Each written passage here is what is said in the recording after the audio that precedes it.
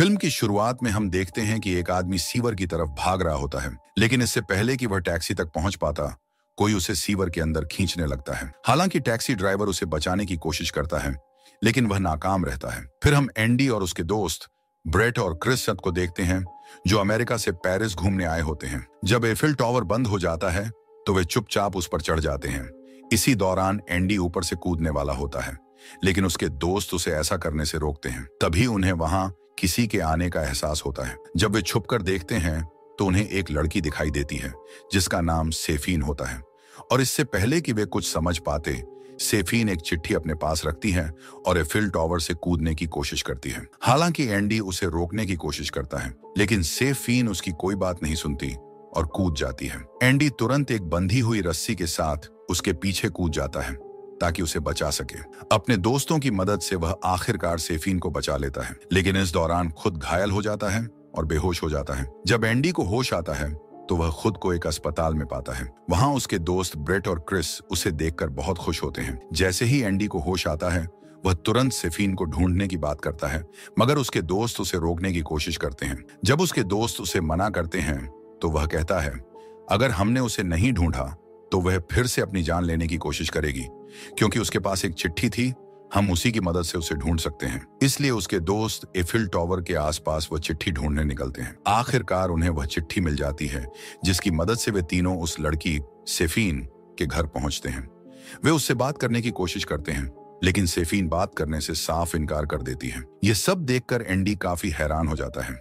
इसी दौरान एंडी को अपने हाथों में खून दिखाई देता है, तो वह डर जाता है और उसे आवाज देकर पूछता है कि उसके हाथ में खून क्यों लगा है। तब वह बताती है कि यह खून नहीं बल्कि पेंट है। इसके बाद एंडी उससे मिलने की जिद करता है। काफी मनाने के बाद सेफीन आखिरकार मान जाती है, लेकिन जब वे दोनों मिलते हैं तो एंडी नर्वस होकर बहुत अजीब हरकतें करने लगता है। ये सब देखकर सेफीन वहां से जाने लगती है। एंडी उसे रोकता है और समझाता है कि मुझे तुमसे पहली नजर में ही प्यार हो गया था, इसलिए मैं तुम्हारे लिए जो कुछ भी कर सकूं जरूर करूंगा। लेकिन सेफीन कहती है, कोई मेरी मदद नहीं कर सकता, क्योंकि जो भी मेरी मदद करने की कोशिश करता है वह किसी न किसी मुसीबत में फंस जाता है। तभी कैफे में बैठा एक अनजान आदमी अचानक एंडी से झगड़ने लगता है। एंडी और उसके दोस्त उस आदमी से लड़ने की कोशिश करते हैं, लेकिन वे उसमें कामयाब नहीं हो पाते। तभी सेफीन एक ही बार में उस आदमी को हरा देती है, और जब सेफीन वहां से जाने लगती है तो एंडी उसका पीछा करता है और कहता है कि तुमने उस आदमी को अच्छा सबक सिखाया, लेकिन मुझे समझ नहीं आ रहा कि तुमने ऐसा क्यों किया। इस पर सेफीन कोई जवाब नहीं देती, न पलट कर देखती है, बस चुपचाप वहां से चली जाती है। एंडी निराश हो जाता है। फिर वह दोबारा अपने दोस्तों के साथ सेफीन के घर जाता है, लेकिन वहां उन्हें सेफीन की जगह एक आदमी मिलता है, जिसका नाम लॉट होता है। लॉट कहता है कि सेफीन मेरे साथ ही रहती है। फिर वह एंडी और उसके दोस्तों को एक फुल मून चैरिटी पार्टी का निमंत्रण देता है, जो उस आदमी के क्लब में हो रही होती है। फिर वे लोग उस क्लब में पहुंचते हैं और सेफीन को ढूंढने की कोशिश करते हैं, लेकिन वह उन्हें वहां नहीं दिखती। इसलिए क्रिस वापस सेफीन को ढूंढने उसके घर जाता है, लेकिन दरवाजा खटखटाने के बावजूद कोई जवाब नहीं मिलता। निराश होकर वह वापस जाने लगता है। तभी उसे घर के पीछे एक गुप्त रास्ते का पता चलता है, जो तहखाने की ओर जाता है। क्रिस धीरे धीरे उस रास्ते से अंदर चला जाता है और वहां वह देखता है कि सेफीन एक पिंजरे में कैद है। क्रिस उसे छुड़ाने की कोशिश करता है, लेकिन वह उसे मना कर देती है। क्रिस कहता है कि एंडी तुम्हारा पार्टी में इंतजार कर रहा है। यह सुनकर सेफीन बहुत घबरा जाती है और कहती है कि एंडी की जान खतरे में है। जब वह अकेले क्लब जाने की बात करती है तो क्रिस भी साथ चलने की जिद करता है। तभी सेफीन उसे बेहोश कर देती है और वहीं उसे बंद कर देती है। फिर क्लब में पहुंचकर सेफीन एंडी से तुरंत वहां से जाने के लिए कहती है। हालांकि एंडी को कुछ समझ नहीं आ रहा होता है, लेकिन सेफीन जबरदस्ती उसे बाहर निकालने की कोशिश करती है। तभी हम देखते हैं कि क्लब में मौजूद सभी लोग धीरे धीरे भेड़ियों में बदलने लगते हैं। उनकी आंखें लाल हो जाती हैं, शरीर विकृत होने लगते हैं। उस दिन पूर्णिमा की रात होती है। जैसे ही चांद की रोशनी उन पर पड़ती है, वे खूंखार वेयरवुल्फ में बदल जाते हैं। सेफीन भी एक भेड़िया बन जाती है। इसके बाद क्लब में मौजूद बाकी लोग भी अपना असली रूप दिखाते हैं। सभी भेड़ियों में बदल चुके होते हैं और वहां मौजूद इंसानों पर हमला करने लगते हैं। तब हम देखते हैं कि क्रिस खुद को आजाद कर लेता है। उसे किसी की आवाज सुनाई देती है और जब वह देखने जाता है तो उसे एक भेड़िया दिखाई देता है, जिसका पैर कटा होता है। फिर भी वह भेड़िया उस पर हमला करने की कोशिश करता है, लेकिन क्रिस किसी तरह से बचकर वहां से भाग जाता है। अब हम देखते हैं ब्रेट को, जो क्लब में लाल लाइट लेकर एंडी को ढूंढ रहा होता है। तभी एक भेड़िया उसे देख लेता है और अचानक उस पर हमला कर देता है। ब्रेड चीखने तक का मौका नहीं पाता और वह भेड़िया उसे बेरहमी से मार डालता है। फिर हम एंडी को देखते हैं जो ब्रेड को ढूंढ रहा होता है। तभी एक भेड़िया उसके सामने आ जाता है और उस पर हमला करने की कोशिश करता है, लेकिन एंडी उस पर भाले से वार करता है और वहां से भागने की कोशिश करता है। भेड़िया उसे अपने दांतों से पकड़ लेता है, लेकिन एंडी किसी तरह से बचकर भाग जाता है। इसके बाद एंडी बेहोश हो जाता है और जब उसे होश आता है तो वह खुद को सेफीन के घर में पाता है। फिर हम देखते हैं कि सेफीन 2 दिलों को मिक्सर में पीसकर उनका रस निकाल रही होती है। क्रिस ये देख लेता है और एंडी को इसके बारे में बताने की कोशिश करता है, लेकिन तभी सेफीन वहां आ जाती है, जिसकी वजह से क्रिस तुरंत वहां से भाग जाता है। फिर सेफीन देखती है कि एंडी होश में आ चुका है, तो वह उसे वही जूस पीने को देती है जो उसने 2 दिलों से निकाला था, लेकिन एंडी उसे पीने से इनकार कर देता है। यह देखकर सेफीन उसे अपनी ओर आकर्षित करने की कोशिश करती है और कहती है कि तुम्हें एक वेयरवुल्फ ने संक्रमित कर दिया है। लेकिन इससे पहले कि एंडी कुछ समझ पाता, अचानक सेफीन की मां वहां आ जाती है। उसकी आंखों में गुस्सा होता है और वह कहती है, पहले तुम्हारी वजह से क्लाउड भी भेड़िया बन गया और अब तुमने इसे भी बदल दिया। इस पर सेफीन कहती है, मैंने क्लाउड को नहीं बदला था, उसने मेरा खून चुराया था। जब एंडी सेफीन की मां को देखता है तो वह बहुत डर जाता है, क्योंकि वह पहले ही मर चुकी होती है और बेहद डरावनी दिखती है। इसलिए वह डर कर खिड़की से कूद जाता है और वहां से भाग जाता है। फिर हम देखते हैं कि उसके दोस्त क्रिस को क्लाउड पकड़ लेता है। जब एंडी क्लब में पहुंचता है तो वहां उसे अपने दोस्त के साथ साथ कई और लोगों की लाशें मिलती हैं। उनकी हालत बहुत ही खराब होती है, जैसे किसी दरिंदे ने उन्हें फाड़ डाला हो। इसके बाद एंडी पुलिस अफसरों को बताता है कि जब मैं क्लब में था तो एक बहुत बड़े अजीबोगरीब भेड़िए ने मेरा पीछा किया था, लेकिन वे लोग उसकी इस बात पर विश्वास नहीं करते। उन्हें लगता है कि वह या तो डरा हुआ है या फिर उसने कोई नशा कर रखा है। तभी हम देखते हैं कि भेड़ी के काटने की वजह से एंडी के अंदर कई अजीबोगरीब बदलाव होने लगते हैं। उसका शरीर बदलने लगता है और वह जानवरों की तरह मांस खाने लगता है। एक दिन वह एमी नाम की एक लड़की को देखता है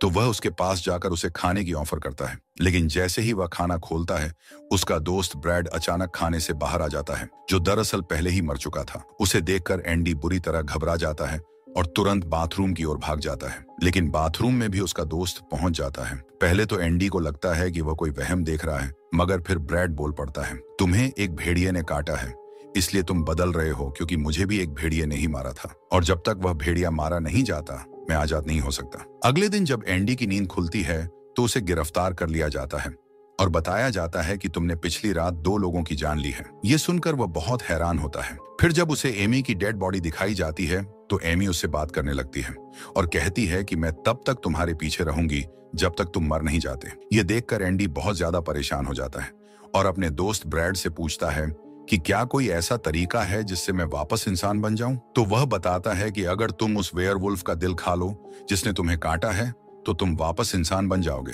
लेकिन एंडी को लगता था कि सेफीन ने उसे काटा है, इसलिए वह ऐसा करने से इनकार कर देता है। इस दौरान एमी एंडी को धोखा देकर मारने की कोशिश करती है, लेकिन ब्रैड उसे बचा लेता है, जिससे एमी और ब्रैड आपस में लड़ने लगते हैं। तभी क्लाउड और उसके साथी वहां पहुंचकर एंडी को किडनैप कर लेते हैं। फिर वे उसे अपने साथ क्लब ले जाते हैं और उसे अपना साथ देने के लिए कहते हैं। इसके बाद क्लाउड एंडी को उसके दोस्त क्रिस के पास ले जाता है, जो अभी भी जिंदा होता है, और उसे मारने के लिए कहता है, लेकिन एंडी ऐसा करने से साफ इनकार कर देता है। फिर क्लाउड और उसके दोस्तों पर हमला कर देता है। फिर वे सब मिलकर एंडी को घेर लेते हैं। तभी वहां सेफीन पहुंच जाती है, जो एंडी को बचाकर वहां से भाग जाती है। इस दौरान जब क्लाउड के साथी उनका पीछा करने की कोशिश करते हैं तो सैफरिन वहां आग लगा देती है। फिर वह एंडी के साथ पानी में कूदकर वहां से निकल जाती है। फिर वे सेफीन के घर पहुंचते हैं तो एंडी को पता चलता है कि सेफीन को क्लाउड की योजना के बारे में पहले से ही पता था। इस पर वह बहुत गुस्सा होता है। तभी सेफीन उसे बताती है कि मेरे पास इस चीज का एक हल है।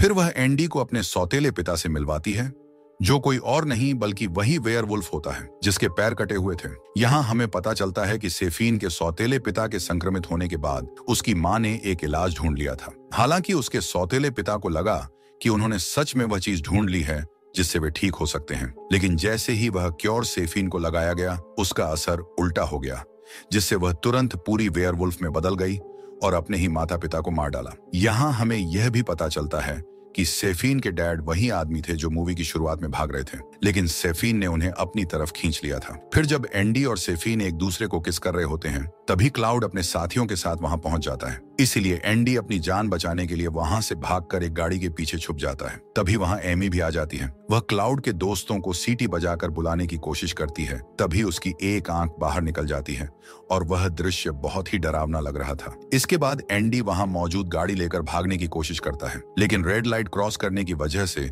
वह ट्रैफिक में फंस जाता है। फिर वह किसी तरह बचकर सेफीन के पास पहुंचता है और देखता है कि वहां सेफीन के सौतेले पिता मर चुके हैं। तभी सेफीन बताती है कि अभी भी उस इलाज का एक सैंपल बाकी है, लेकिन जैसे ही वे जांच करते हैं उन्हें पता चलता है कि क्लाउड वह सैंपल पहले ही चुरा चुका है और अब वह बहुत से अमेरिकन टूरिस्टों को अपने कब्जे में बुलाकर उन्हें मारने की योजना बना रहा है। इसलिए एंडी वहां पहुंचता है और सभी लोगों से कहता है कि वे तुरंत वहां से चले जाएं। लेकिन उसी दौरान सभी पुलिस अफसर वहां आ जाते हैं और एंडी को गिरफ्तार कर लेते हैं। इससे पहले कि एंडी लोगों को बाहर निकाल पाता, क्लाउड अपने साथियों के साथ वहां पहुंच जाता है, जहां वे सभी उस इंजेक्शन क्योर का उल्टा फॉर्मूला को अपने अंदर इंजेक्ट कर लेते हैं। पुलिस अफसर उन्हें गिरफ्तार करने की कोशिश करते हैं, लेकिन देखते ही देखते वे सब पूरी तरह वेयरवुल्फ में बदल जाते हैं और वहां मौजूद लोगों पर हमला कर देते हैं, जिससे पूरे क्लब में अफरा तफरी मच जाती है और वेयरवुल्फ बने लोग वहां मौजूद लोगों को मारने लगते हैं। तभी वहां बंधा हुआ क्रिस भी खुद को आजाद कर लेता है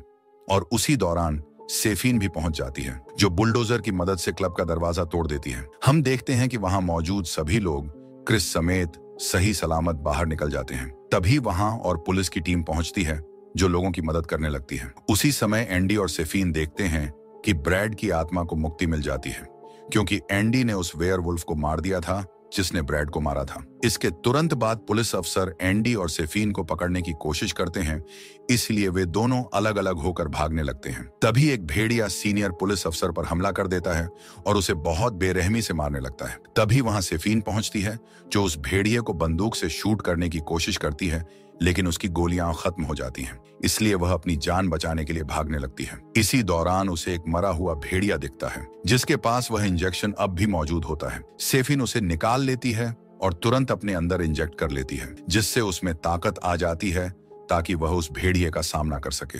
इसके बाद दोनों भेड़ियों के बीच जबरदस्त लड़ाई होती है और काफी खून खराबे के बाद सेफीन उस भेड़िए को हरा देती है और बेरहमी से मार डालती है। तभी वहां एंडी पहुंचता है, जो गलतफहमी में सेफीन को गोली मार देता है। लेकिन जब वह मरते हुए भेड़िए का असली रूप देखता है तो उसे एहसास होता है कि उसने गलती से सेफीन को गोली मार दी है। वह तुरंत उसके पास पहुंचता है और देखता है कि सेफीन की हालत बहुत गंभीर है। इस दौरान वह उससे कहती है, तुम मुझे मारकर मेरा दिल निकाल कर खा लो तो तुम वापस इंसान बन जाओगे। लेकिन एंडी चाहकर भी ऐसा नहीं कर पाता। तभी वहां पुलिस अफसर आ जाते हैं, जिस पर एंडी मजबूरन सेफीन को वहीं छोड़कर भाग जाता है, लेकिन वह फिसलकर गलती से एक रेलवे ट्रैक पर गिर जाता है। उसी पल एक ट्रेन आ जाती है और एंडी के पीछे आ रहा भेड़िया उस ट्रेन से टकरा जाता है। ट्रेन रुक जाती है, लेकिन हम देखते हैं कि वह भेड़िया अभी मरा नहीं था। वह ट्रेन के अंदर घुस जाता है और यात्रियों पर हमला कर देता है। तभी इंजेक्शन का असर खत्म होने लगता है, जिससे वह भेड़िया धीरे धीरे वापस इंसान में बदलने लगता है। इसी दौरान हम देखते हैं कि पुलिस अफसर सेफीन को अपने साथ ले जाते हैं ताकि उसका इलाज किया जा सके। फिर हम दोबारा ट्रेन का सीन देखते हैं, जहां वह भेड़िया पूरी तरह इंसान बन चुका होता है और वह कोई और नहीं बल्कि क्लाउड होता है। इसलिए वह दोबारा अपने अंदर वह इंजेक्शन लगाने की कोशिश करता है। तभी एंडी वहां पहुंचकर उस पर हमला कर देता है। फिर दोनों के बीच लड़ाई होती है। लड़ाई के दौरान एंडी की नजर क्लाउड के सीने पर पड़े निशान पर जाती है, जिससे उसे यकीन हो जाता है कि उसे सेफीन ने नहीं बल्कि क्लाउड ने इन्फेक्ट किया था। उसी समय वह इंजेक्शन एंडी के अंदर इंजेक्ट हो जाता है, जिससे एंडी जल्दी ही वेयरवुल्फ में बदलने लगता है। फिर वह क्लाउड पर जोरदार हमला करता है, उसे बुरी तरह मारता है और उसका दिल निकालकर खा जाता है। फिर अगले सीन में हम देखते हैं कि एंडी और सेफीन शादी कर रहे होते हैं, लेकिन जब क्रिस अंगूठी लाता है तो वह गलती से गिर जाती है और इस दौरान यह दिखाया जाता है कि एंडी और सेफीन ने खुद को रस्सियों से बांध रखा होता है और वे दोनों स्टैच्यू ऑफ लिबर्टी के ऊपर होते हैं। फिर वे दोनों वहां से छलांग लगा देते हैं और हवा में उड़ते हुए एंडी वो रिंग सेफीन को पहना देता है। उसी पल उनकी शादी पूरी हो जाती है और यहीं पर फिल्म का अंत होता है।